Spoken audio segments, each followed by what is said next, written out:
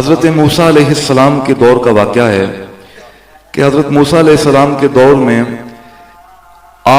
موسیٰ علیہ السلام نے بارگاہ خداوندی میں یہ دعا کی کہ یا اللہ مجھے دنیا میں اس بندے سے ملا دے جو قیامت کے روز یا جنت میں میرے ساتھ ہوگا۔ اللہ نے ارشاد فرمایا کہ اے موسیٰ فلاں جگہ چلے جاؤ، وہاں میرا ایک مقبول بندہ رہتا ہے، تو وہ جنت میں تمہارے ساتھ ہوگا۔ موسیٰ علیہ السلام اس اشتیاق میں چل پڑے۔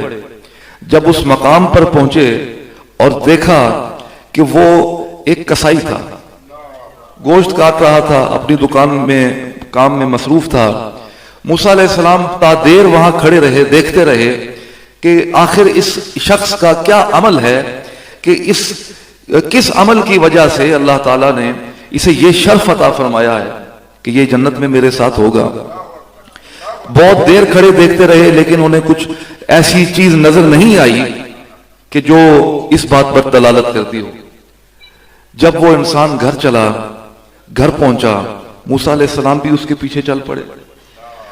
گھر وہ شخص گیا اور اس نے جا کر ایک بوڑھی عورت اس گھر میں موجود تھی، اس کے ہاتھ دھوئے، اس کے پاؤں دھلوائے اور اس کو اپنے ہاتھوں سے کھانا کھلایا۔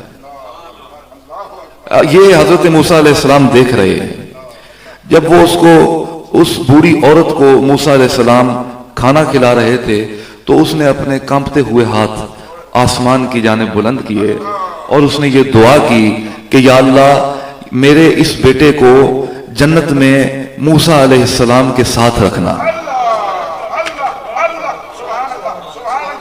یہ اس ماں کی دعا کا اثر ہے کہ اس شخص کو اللہ تعالیٰ نے نبی پیغمبر کی ہمسائیگی عطا فرمائی ہے۔